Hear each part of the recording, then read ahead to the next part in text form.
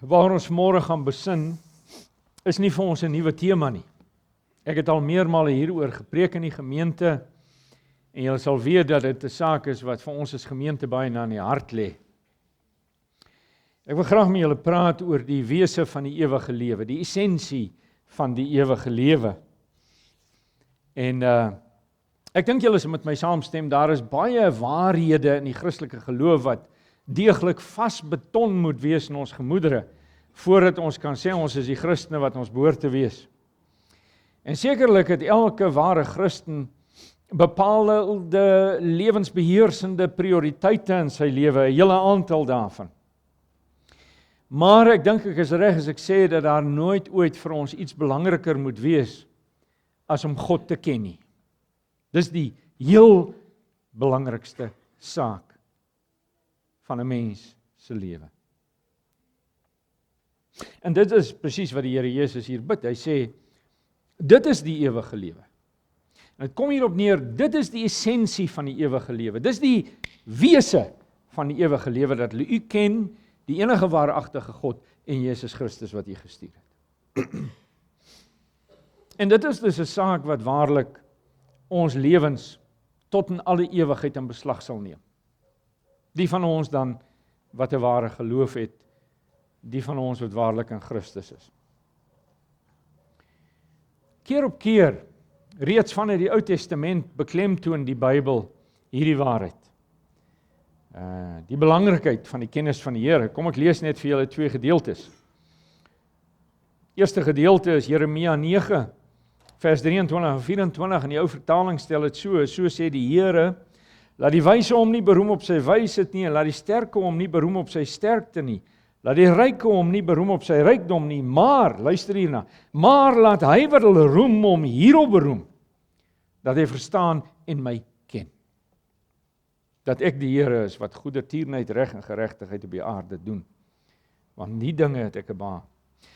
As 'n mens na die profesie van Hosea gaan kyk, is dit ook 'n tema wat kort na die oppervlak kom. In hoofstuk 2, vers 17 tot 19, beloof die Here, en ek haal aan, verder sluit ek in die dag vir hulle 'n verbond. En hierdie is 'n profetiese en 'n messiaanse vooruitkyk, messiaanse profesie.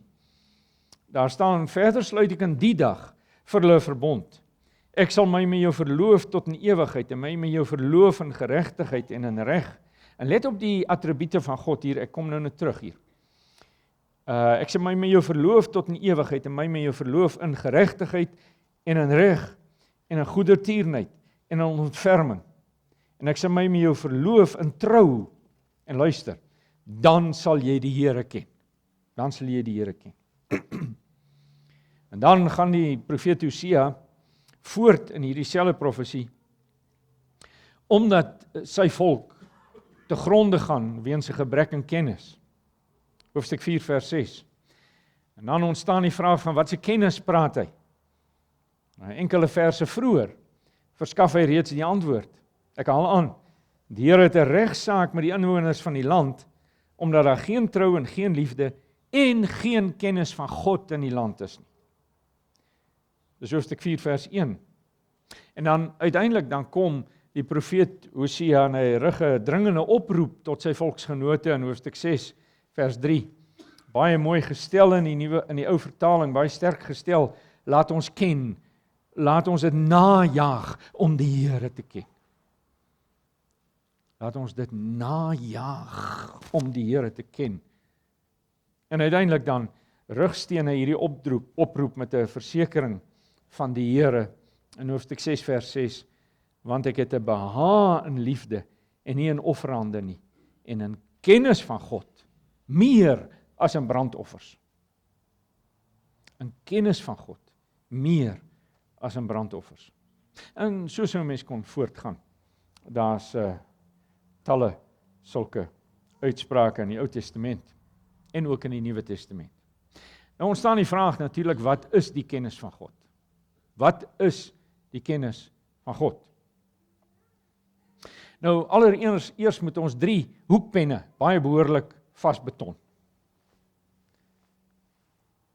In die eerste instansie moet ons verstaan dat die betrokke Hebreëse woord en ook die Griekse woord vir ken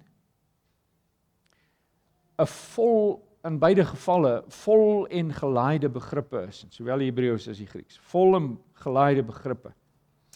En dit beteken om deur waarneming, oordeenking en ervaring te ken. So is nie net iets wat jy in 'n boek lees nie. Dis nie net teoretiese kennis nie, akademiese kennis nie. Nee.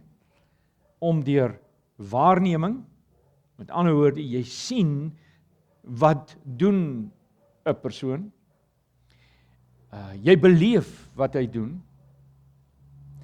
jy oordink dit spoel deur jou hart, en jy ervaar dit aan eie lyf, as ek dit so kan uitdruk.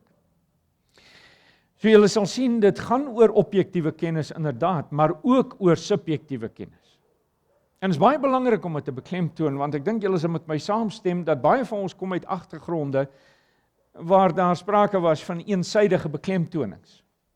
Baie van ons kom uit 'n agtergrond uit, waar daar 'n heel eensydige beklemtoning was, op 'n rasionele, cerebrale, tipe, kliniese, tipe verstaan van sekere dogmatiese waarhede, en dit as sodanig was genoeg.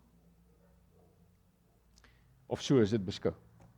Ander van ons kom moontlik uit agtergronde, waar die kennis van die Here geassosieer word met emosies, en met opwinding, en met belewinge, en ervaringe, waarskynlik as 'n teenreaksie teen die bloot cerebrale benadering in ander kringe. Maar die antwoord lê nie of in die een of in die ander nie, maar die antwoord lê in 'n middelpad, waar daar inderdaad sprake is van verstandelike begrip, en inderdaad sprake is van bepaalde belewinge. Ons gaan nou kom by die aard van hierdie belewinge. Dis baie betekenisvol dat die Bybel hierdie spesifieke woord om te ken ook gebruik vir die, kom ons sê, die intimiteit tussen 'n man en 'n vrou. Daar staan byvoorbeeld in Genesis 4 vers 1, en die mens het sy vrou Eva beken, en sy het swanger geword. Selfe woord. En nou hoef ek nie daarop uit te brei nie, u sal weet dat dit dui op die mees denkbare intieme gemeenskap tussen 'n man en 'n vrou. Dis die eerste hoekpen. Tweede hoekpen is dit. As mens Bybels wil omskryf wat die kennis van God behels, val dit op hoe dikwels dit in verband gebring word met die begrip van en belewing van die attribute van God. Nou wat is die attribute van God? Dis die uitnemendhede van sy persoonlikheid, soos hy dit in ons openbaar. Tipies sou 'n mens kon praat van sy heiligheid, en sy almag, en sy goedheid, en sy ewigheid, en soos ons kon aangaan, daar's talle en talle van hulle in die Bybel, maar dit is sy attribute of die uitnemendhede van sy persoonlikheid, sy karaktertrekke. En ek sê, dit val op in die Bybel hoe dikwels die kennis van die Here in verband gebring word met hierdie attribute van God. Dis die tweede hoekpen. En die derde hoekpen is dit. Soos met alle kennis en alle verhoudinge, moet ons rekening hou met die realiteit van graadverskille. En daarom wat ek vanmôre vir u gaan beskryf, ek gaan dit eenvoudig so beskryf, maar u moet dit nou onderskeidend beluister, as ek dit so kan uitdruk, en onderskeidend op jouself van toepassing maak. Nie een van ons is op dieselfde vlak nie, nie een van ons belewe dit ewe intens en alles ewe intens nie, nie een van ons belewe ons verhouding met die Here en ons kennis van God altyd ewe intens nie. So hou dit net in gedagte. Waaroor dit gaan, en dit wat ek sal beskryf, is die tipiese van iemand sy ervarings en belewinge wat die Here ken. Die vraag is dus vanmôre wat ek gaan, en ook vanaand, want ek gaan vanaand eenvoudig aan, is 'n groot onderwerp. Herken ek dit in myself? Jy sien, herken ek dit in myself? Goed, dis ons 3 hoekpenne. Kom ons kom nou by 'n definisie. En nou wil ek vra, of julle daai eerste een op die bord kan gooi. Daar is hy. Ek het vir julle die kennis van God hier op die skerm. Die kennis van God is, en let op, daar is 3 elemente wat ek wil beklemtoon daar. Eerstens, begrip. Ons praat dus hier van iets cerebraals, iets verstandeliks, iets intellektueels as jy wil. Nou nie struikel oor die woord intellektueel nie, ek bedoel nie met die IQ van 166 nie. Maar begrip van wat God drie-enig oor homself openbaar. Ons kan ons nie sê, jy ken die Here as jy dit nie het nie. Maar dit hang saam met 'n voortgaande, bewustelike en persoonlike wandel met hom. Hier is die element van gemeenskap ingebou. Gemeenskap. Wat meebring insig in sy wil en wee. Ek gaan oor elkeen van hierdie elemente nou iets sê. Hou dit maar daar vir ons asseblief, Alex.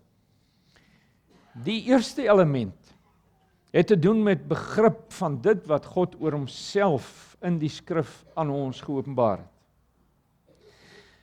En daarom vereis dit denke en vereis dit studie van ons kant af. Weereens, as ek sê studie, bedoel ek nie 'n formele akademiese studie nie, maar ek praat van 'n bestudering, kom ons sê maar Bybelstudie as jy wil. 'n Omgang en 'n denkende omgang met die woord van God. In 1 Johannes 5 vers 20 skryf die apostel, en ons weet dat die Seun van God gekom het en ons verstand gegee het om die ware God te ken. Hy het vir ons verstand gegee om die ware God te ken. Maar nou is dit 'n probleem in baie mense se gemoedere, omdat die kennis van God meer is as bloot op hoogte wees met sekere feite oor hom. Reken sommige mense, ek hoef nie enigstens op hoogte te wees met bepaalde feite oor hom. Jy sien? En dis natuurlik 'n fatale fout. Presies, dis die rede waarom God so baie oor homself aan ons in die Bybel openbaar. Tevens, ons sou kon sê, met goeie reg, dat die Bybel ten diepste God se selfopenbaring aan die mens is. En ons moet dan ook die Bybel in die eerste instansie so lees. Ek lees die Bybel om God beter en beter te leer ken, om sy selfopenbaring aan ons onder die knie te kry, toenemend. En daarom is dit so dat sonder gedissiplineerde en denkende en biddende bestudering van die Bybel, van God se woord, van God se openbaring oor homself, ons baie gou in 'n moeras van subjektivisme verval. Subjektivisme is 'n beheptheid met wat binne in jou aangaan, met jou gevoelens en jou emosies, met jouself. Jy's die middelpunt daarvan en dis waaroor dit in jou in die lewe gaan. Jy verval in 'n moeras van subjektiewe, eensydige willekeur. En dan verval jy noodwendig in 'n stuk misleiding. Jy skep vir jou 'n God na jou eie beeld. En 'n mens sien dit. As jy onderskeidend omgaan met mense om jou, sien jy dit, ek wil amper sê, op 'n weeklikse basis, kry jy met mense te doen, wat met 'n godsbeeld sit, wat nie getrou is aan die Bybelse openbaring nie, maar 'n godsbeeld wat hulle vir hulle self opgetower het. En soos die ou Puriteine gesê het, julle ken dit, as 'n mens 'n denkbeeldige God dien, sê jy moet tevrede wees met 'n denkbeeldige verlossing eendag. J.I. Packer, die baie bekende skrywer en teoloog, sê oor die bestudering van God se karakter, en ek haal hom aan, no topic is greater, grander, or more important, and by the same token none is more demanding. It is the theological Mount Everest, and no one ever masters it, or does it full justice. So, dis 'n baie groot uitdaging wat voor ons lê, maar die van julle wat hierdie uitdaging al aanvaar het, sal weet dat dit 'n heerlike avontuur is en dat 'n mens nooit daarmee klaar kry nie. Daar is ook wonderlike boeke hieroor geskryf. Julle kan met my gesels daaroor as julle belangstel. Goed, dis die eerste element. Dit bring ons by die tweede element, 'n voortgaande, bewustelike en persoonlike wandel met hom. Dis die element wat te doen het met gemeenskap met God. Julle sal onthou dat Henog van ouds, het met God gewandel, staan daar geskrywe in Genesis 5. Hy het met God gewandel. So om God te ken is ook 'n persoonlike verhoudingservaring. En 'n mens beleef dit op ten minste 2 maniere. En nou wil ek vra of julle daar agter Alex vir ons daai tweede skyfie net kan opgooi. Want dit is baie belangrik dat ons dit sal verstaan. Ons beleef dit op 2 maniere. Om God te ken word op 2 maniere beleef. Ek moes eintlik gesê het om met God te wandel word op 2 maniere beleef. Nou, in die eerste instansie herken jy sekere dinge in jou lewe wat God vir jou doen. In die daaglikse gang van jou lewe. Jy herken sekere dinge waar sy attribute by wyse van spreuke in aksie is in jou lewe. Met ander woorde, dit kom tot uitdrukking en dis die een kant van die saak. In 'n gelowige herkenning van, in 'n dankbare belewing van en 'n vererende erkenning van sy attribute in aksie in jou lewe. Wat bedoel ek daarmee? Ek bedoel daarmee dat jy raak sien in jou lewe dat sy goedheid in aksie is in jou lewe. Jy sien raak in jou lewe dat sy getrouheid in aksie in jou lewe is. Jy sien raak in jou lewe dat sy heiligheid in aksie is in jou lewe, want hy werk heiligmakend in jou lewe. Hy laat jou net nie wegkom met sonde nie. Hy vermaan jou, hy tugtig jou wanneer jy van die pad afgaan. Jy sien dit raak. Met ander woorde, sy vingerafdrukke sit by wyse van spreuke op jou lewe. Jy sien, dit is die hele gedagte. Maar dit het ook 'n tweede kant. Daar is my respons daarop, my reaksie daarop, jy sien. En dit kom dan tot uitdrukking in hoe ek in respons daarop reageer en voor sy aangesig lewe en vir hom leef. In geloofsvertroue in hom. Julle sal met my saamstem dat die Bybel baie duidelik daar is dat die Here innige behaag daarin het as sy kinders in geloofsvertroue voor hom leef. Wanneer hulle geloof beoefen, wanneer hulle staat maak op sy beloftes, wanneer hulle uitstap by wyse van spreuke op die water, omdat hy beloof het en op grond daarvan dat hy dit beloof het. Dit behoort 'n baie prominente rol in ons lewens te speel, dat ons eenvoudig, sonder dat ons bewyse het, sonder dat ons dinge gesien het, sonder dat ons dit beleef het, maar bloot op grond van wat die Here vir ons beloof, dat ons uitstap en sekere dinge aanpak, sekere dinge doen in gehoorsaamheid aan hom. Jy sien, in geloofsvertroue in hom, as ook in liefdestoewyding aan hom. Met ander woorde, wat jy doen en hoe jy lewe, word gerig deur en word gedring deur jou liefdestoewyding en jou lojaliteit aan die Here. Jy het hom lief. En dit kom ook tot uitdrukking in dankbare gehoorsaamheid aan hom. Ek leef so, ek doen dit, ek laat dit na, want die Here se woord is daar oorduidelik. Jy sien, gehoorsaamheid. En dit lyk vir my, wanneer ons so leef, dan beleef ons 'n persoonlike verhouding met die Here. Aan die een kant is sy hand in aksie, aan die een kant is sy attribute in aksie in my lewe. Ek sien dit, hy's by my betrokke. Aan die ander kant reageer ek daarop en bepaal dit my lewe en rig dit my lewe. Jy sien? En daarom, broers en susters, mag ons nooit, maar nooit by die bloot teologiese ophou nie. En ek meen, dis een van die geweldige, skreiende tekortkominge wat ons dikwels aantref in teologiese opleiding van byvoorbeeld predikante. Dat dit bloot 'n beklemtoning is van die intellektuele. Maar daar word geen aandag gegee aan hierdie aspek nie. En die Here God het hom nie aan ons geopenbaar sodat ons bloot intellektueel kan spekuleer en filosofies kan besig wees oor hom nie. Nee, 1000 maal nee. Hy het homself aan ons geopenbaar dat ons hom daarvolgens sal aanbid, dat ons hom daarvolgens sal lief hê en dat ons hom daarvolgens sal dien. En dis waarom die Bybel, as dit oor God praat, nie volstaan met bloot abstrakte mededelings oor hom nie. Maar soos klokslag steek die Bybel deur na die belewing van sy attribute, na die belewing van sy karaktertrekke, na die belewing van sy betrokkenheid in my lewe, en hy doen dit in alledaagse terme. Kyk, wat ons moet verstaan is dat die Bybel nooit 'n waarheid as geken beskou voordat dit nie die persoon wat dit moet ken se lewe beheers nie. Dis 'n geweldige waarheid hierdie. Jy ken die Here nie voordat jou verhouding met die Here nie jou hele lewe beheers nie. Jy ken bepaalde waarhede van God nie voordat dit nie beheersend is in jou hele lewe nie.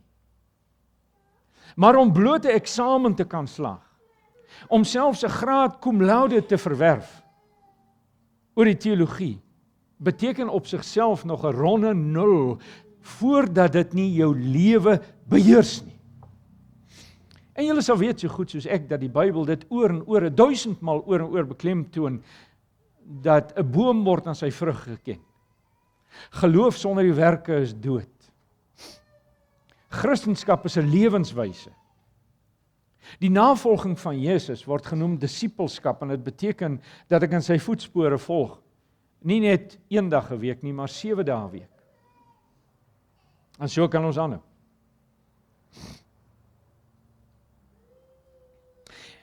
En ons moet dus begryp dat 'n mens bloot intellektueel, dogmaties, leerstellig, baie korrek kan wees, sonder om die Here te ken.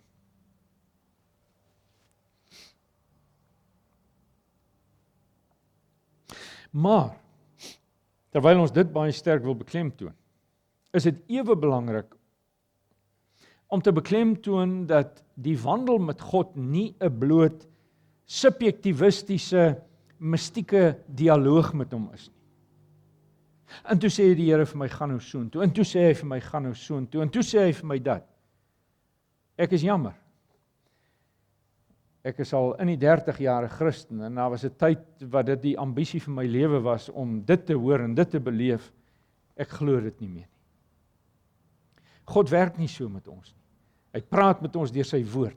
Ek sê nie daarmee dat die Heilige Gees nie aktief is in ons lewens, en dat die Heilige Gees nie die woord lewend maak vir ons, en dat hy nie sekere dele van die woord, selfs sekere verse, laat uitspring uit die Bybel uit vir ons nie. Dit beleef ons almal. Trouwens, ek is 'n prediker, en ek beleef dit baie dikwels. Ek kan nou vir julle sê, ek hoop nie julle beskou dit as arrogant nie, maar ek wou oor iets anders gepreek het vandag. Ek wou verseker oor iets anders gepreek het. En gisteroggend, terwyl ek in gebed was, het hierdie tema so sterk op my hart kom lê, omdat die Here in die eerste instansie met myself daaroor gewerk het, in die gees van die Here. Dat ek so onder die indruk daarvan was, dat ek gevoel het wel, al het ons in die verlede soveel kere hieroor besin, moet ek dit weer deurgee aan die gemeente. Jy sien, ek skryf nie hierdie tipe van belewing af nie, ek beleef dit bykans weekliks, indien nie wel meer as 1 keer 'n week. Maar ek praat van die tipe van ding wat ons almal goed ken, dat mense los van die Bybel allerlei openbaringe ontvang en allerlei dinge, en as dit nie uitkom nie, dan kraai daar nooit weer 'n haan aan nie, dan gaan almal net. Dit geskied tot oneer van God, en ek wil my so ver as moontlik daarvan distansieer. So, die kennis van God, die wandel met God, is dus nie 'n subjektivistiese, mystieke dialoog tussen my en die Here nie. Nee. Enerzijds wandel ek met God as ek steeds gelowig deur die bril van die woord na my ganse lewe kyk. Ek kyk na my eie lewe deur die bril van die woord. En dan sien ek in my omstandighede, en dan sien ek in my lewensvoortgang die Here God, my hemelse Vader se intieme betrokkenheid. Ek sien dit. Dit is onmiskenbaar daar. Aan die ander kant, wandel ek met God as ek steeds gelowig die praktiese implikasies uitleef van dit wat hy oor homself aan my geopenbaar het. Byvoorbeeld, die Here sê, wees heilig want ek is heilig. God is heilig.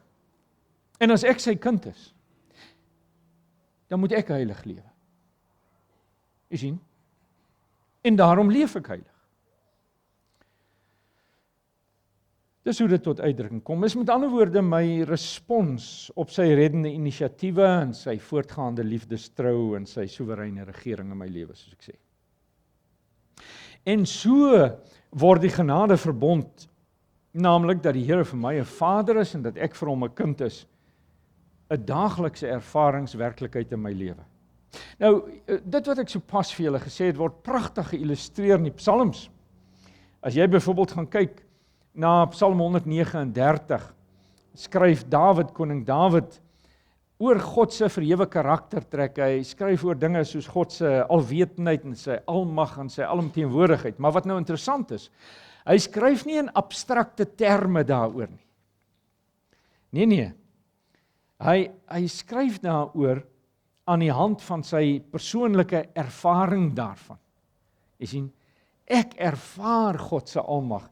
Ek ervaar God se alwetendheid. Ek ervaar God se alomteenwoordigheid. Ek sien dit in aksie in my lewe. Gaan lees maar Psalm 139. In hierdie Psalm word die naam van die Here 6 maal genoem. Persoonlike voornaamwoorde wat na hom verwys ongeveer 30 keer en na homself verwys Dawid ongeveer 50 keer. Met ander woorde, in Dawid se diepste godsdienstbelewinge is daar eintlik net twee betrokkenes, twee partye. Hy self en die Here. Jy sien? En daarom praat hy nie van hy nie, hy praat van u. Hy praat nie van mense beleef dit so nie, hy praat van ek beleef dit so. So, jy kan die intimiteit onmiddellik aanvoel as jy hierdie Psalm lees. En dis waarvan ek praat. Presies dit is waarvan ek praat, as ek praat van 'n innige verhouding. Ag, Alex, kan jy teruggaan na die vorige skyfie toe asseblief? Nou die derde element het te doen met 'n insig in God se wil en wee. 'n Insig in God se wil en wee. Nou volgens die NIV pleit Moses in Exodus hoofstuk 33 vers 13 so by die Here, en ek haal dit nou in Engels aan want is nou die NIV uit. If you are pleased with me, bid Moses. If you are pleased with me, teach me your ways. Teach me your ways so that I may know you. Sien? Leer my u weë sodat ek u kan ken. And so that I can continue to find favor with you. Dis die hele gedagte. Psalm 103 vers 7 sê vir ons dat God het aan Moses sy weë bekend gemaak en aan die volk sy dade. En kan julle onmiddellik aanvoel, daar's 'n graadverskil hier. Daar's 'n intimiteitsverskil. Die volk het gewoon sy dade gesien. Hulle het die manna geëet en die kwartels geëet, hulle het die water gedrink wat uit die rots uit gekom het, hulle het die vuurkolom gesien, hulle het gesien hoe die see vir hulle oopgaan, en hulle monde het oopgegaan, en oopgaan. Maar vir Moses het die Here God sy weë geopenbaar. Dis net soveel meer intiem, is dit nie? Waaroor gaan dit as ons praat van God se weë? Dit gaan oor 'n wysheid en 'n voortgaande vernuwing van denke en 'n fyn aanvoeling wat my help om my rol uit te werk in God se raadsplan, om my funksie en my posisie in sy raadsplan te onderskei, in my lewe duidelik te verstaan waarheen hy met my op pad is. Romeine 12 vers 2 vat dit, baie bekende vers, vat dit baie goed raak. Julle moenie aan hierdie sondige wêreld gelyk word nie, maar laat God julle verander deur julle denke te vernuwe, dan sal julle ook kan onderskei. Jy sien, dit gaan oor onderskeiding. Dan sal julle kan onderskei wat die wil van God is, wat vir hom goed en aanneemlik en volmaak is. Maar dit het met meer te doen as bloot my persoonlike gehoorsaamheid en my persoonlike godsvrug. Dis ook 'n insig en 'n wysheid, 'n onderskeiding in hoe die Here God gewoonlik werk met mense en in situasies. En met sy kerk. en hoe hy nie werk nie. Dit is om sekere, om voelhorings te ontwikkel, om net te weet, so werk die Here nie. Of om net te weet, tipies werk die Here so, jy sien, dis die hele gedagte. So werk hy normaalweg. Dis 'n begrip van sy ordes. Dis 'n begrip en 'n insig van die toepassing en oor die toepassing van sy universele beginsels. Dis 'n verstaan van sy voorkeure en sy afkeure. Dis 'n begrip van wat hom behaag en wat hom vertoorn. En dit kom net met die jare.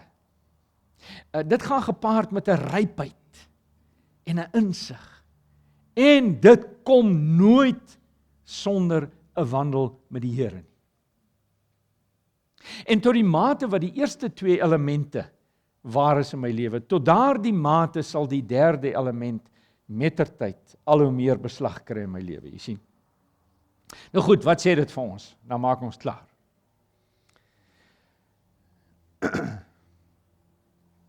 Dis hoe ver soos ons vanmôre kan gaan. Al wat ons nou gedoen het tot nou toe is net om 'n paar fundamentklippe in te pak in hierdie hele tema van om God te ken. Ek hoop om vanaand voor te gaan, ek hoop om vanaand heel prakties te praat oor hoe ek moet lewe om te groei en toe te neem in die kennis van die Here. Maar by wyse van afsluiting wil ek net 'n oproep tot julle rig, broers en susters. Ek wil julle vra om lank en diep en ernstig te gaan besin oor hierdie fundamentele begrippe, wat is die woord? Uit my kop uit. Eendag as julle so oud soos ek is, julle het verstaan. Maar gaan besin lank en diep hieroor, en eerlik, oor dit wat ons môre behandel het. En veral moet jy jouself afvra, as jy hieroor besin. En mag ek net sê, ek het hier 'n klompie kopieë van die preek, vir die van julle wat mag belangstel. En ek sê nie aanstoot neem as niemand iets vat nie. Maar jy moet jouself veral afvra, of jy gebalanseerd en Bybels verantwoordelik met die Here wandel. Vra jouself af, tot watter mate is al drie die elemente van hierdie definisie, die blou elemente, tot watter mate is dit teenwoordig in my lewe?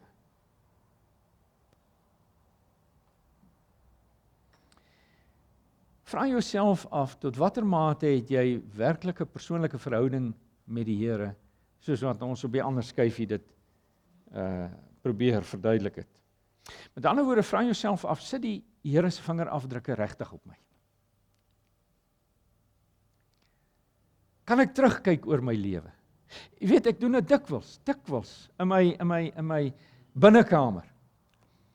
Sal ek dink oor my jare wat verby is? En dan kan ek sien hoe die Here my gelei het, en hoe hy my gevorm het, en laat ek dadelik sê hoe hy my soms getugtig het. Enkele dae terug, vriende by ons kom kuier, en ons kon met mekaar deel, want ons ken mekaar baie jare, hoe die Here ons deur die meel gesit het. En dit was dikwels 'n vleismeel. En die lemme was nie altyd so skerp soos hulle behoort te wees nie. En die gaatjies was klein voor soms. En vandag kan ons sê, terwyl ons destyds in die versoeking was, om te sê, waar is die Here as dit so swaar gaan met ons? Vandag kan ons sê, na jare wat ons terugkyk, hy was intens met ons besig toe. En nou wil ek nie hier staan, klink asof ek nou spog nie, soos ons in goeie Afrikaans sê, staan en brag nie. Nee. Ek kan vir julle sê, dit was omdat ons dit nodig gehad het. Miskien het jy dit nie nodig nie. Miskien is jy heilig gebore. Ek is nie heilig gebore nie. En daar is 'n klomp goed in die eerste 28 jaar van my lewe in my lewe ingebou, voor ek tot bekering gekom het, wat weer moes uitgehaal word. Hoe dit ook al sê, vra jouself af, is die Here by jou betrokke? Sien jy dit raak? Leef jy 'n lewe van geloofsvertroue, in liefdestoewyding en beginselvaste kompromieslose gehoorsaamheid aan hom en aan sy woord? Is jy aan hom toegewy? Jy sien, dis die tipe vrae wat jy moet vra. Hoekom is dit sulke belangrike vrae? Wel, en nou moet jy my baie goed hoor en my baie goed verstaan. Ek dink ek kan sê vanmôre met Bybelse mandaat, dat as jy vir my moet sê, man, hierdie goed, jy praat van goed wat ek nie van weet nie, dan dink ek, kan ek met Bybelse mandaat vanmôre vir jou sê, as jy 'n vreemdeling is hiervoor, jy het nog nie die ewige lewe nie. Die wese van die ewige lewe is dat jy God sal ken. Die wese van die ewige lewe is dat hy by jou betrokke is. Die wese van die ewige lewe is dat jou verhouding met hom jou ganse lewe beheers. Jy sien, dis die hele gedagte. En moenie maar sommer klakkeloos aanvaar, ek was nog altyd 'n goeie kerkmens nie. Moenie maar klakkeloos aanvaar, wel ek behoort in 'n gemeente waar baie mense die Here ken nie. Moenie maar sommer net sê, wel, ek kon al 52 sondae van die Heidelbergse Katekismus opsê. Nee, dis nie genoeg op sigself nie. Belangrik soos hierdie goed mag wees. Dit is belangrik. Maar moenie staat maak op geknakte riete as jy jouself wil beoordeel nie. Talle van ons, soos ek net nou gesê het, kom uit agtergronde waar daar bedenklike skeeftrekkings oor hierdie saak aan die orde van die dag is. Ek is jammer, ek moet dit sê, maar ek is absoluut oortuig daarvan. Nee, toets jouself. Toets jouself of jy met die ware Jakob besig is. En as Bybels, die apostel Paulus in 2 Korintiërs 13 roep ons op om ons te toets of ons nie geloof is. Die skrif waarsku ons oor en oor teen die gevaar van skewe leringe. En jy moet dus ook hierdie lering vanmôre toets. Toets dit aan die woord, jy sien? Hy waarsku ons teen selfmisleiding, die Bybel. En die Bybel waarsku ons teen 'n verwagting dat ek die ewige lewe sal beerf terwyl ek dit nooit het nie. Dis iets skrikwekkends. Here het ons nie in U naam geprofeteer, wonders gedoen, duiwels uitgedryf. En as jy die toets dop, wat dan? Wel, dan het ek goeie nuus vir jou, dan kom jy in absolute gebroke selfverootmoediging en belydenis voor die Here en jy pleit by hom om op jou lewe beslag te lê. Op grond van Christus se verdienste, nie op grond van enigiets in jouself nie. En jou aanpleit totdat hy jou hoor. Moenie maar sommer net 'n kort formuleagtige gebedjie bid en aanvaar jy. Nee, jy sal weet as hy jou verhoor. Jy sal weet as hy op jou lewe beslag lê. Jy sal dit weet. En jy hou nie op met bid totdat dit gebeur nie. En let op, ek praat nie hier van blote emosionele ervaring. Daar hoef geen emosies by betrokke te wees nie, maar jy sal weet. Jy sal 'n diep vrede kry. Jy sal net 'n weet hê. Die Here het my gehoor. Die Here het my aangeraak. Elkeen ervaar dit op sy eie manier, maar dis die gemeenskaplike, jy sal weet. En moenie uitstel nie, want as jy uitstel, kan ek jou nou 'n brief gee, môre middag 4:00 het die mossies hierdie saad opgevreet. Nog vandag moet jy werk maak daarvan. Broers en susters, mag die Here een en elkeen van ons dan die genade gee. Om met nugtere, volwasse, voete op die grond, geesvervulde selfbeoordeling, ons op die skaalbakke van sy standaarde te plaas. Ag, en mag die Here die oorgrote meerderheid van ons net weer die innerlike bevestiging gee. Jy's myne. Jy's myne vir tyd en vir ewigheid. Ek het jou geken van voor die grondlegging van die aarde af. Ek het jou geken toe jy verwek is in die moederskoot. My hand was op jou toe jou moeder swanger was met jou. My hand was op jou toe jy gebore is. En sedertdien is my hand op jou. Jy's myne vir tyd en vir ewigheid. Mag die Here vir die oorgrote meerderheid van ons hierdie sekerheid gee. En die van ons wat nog nie die sekerheid gee nie, mag jy dit spoedig geniet. My gebed is dat nie een van ons hier van hierdie kant af van die weste kant af, tot daai kant, die ooste kant, tot die kant, die noorde kant, tot die kant, die suide kant. Nie een van ons die ewige saligheid sal misloop. Kom ons bid saam. Ag onse Vader in die hemel, U het nou hierdie woord gehoor, en ons bid dat U deur die Heilige Gees versekerend in ons sal werk, oortuigend in ons sal werk, en dat U ons sal bewaar van selfbedrog en selfmisleiding. Kom dan en verheerlik U self in ons lewens. Here, hoe sal U verheerlik word in 'n man of 'n vrou of 'n kind wat U nie ken nie en wat U nie dien nie? Hoe sal U verheerlik word in 'n persoon wat homself mislei en homself bedrieg wat hierdie saak betref? Nee. U woord is baie duidelik dat U wil hê, dit is U begeerte, dit is U behaag, dat mense met U in gemeenskap leef. Dit is hoekom U ons geskape het. Dit is die wese van die ewige lewe. Verheerlik U self dus op hierdie uitnemende manier in ons lewens. Amen.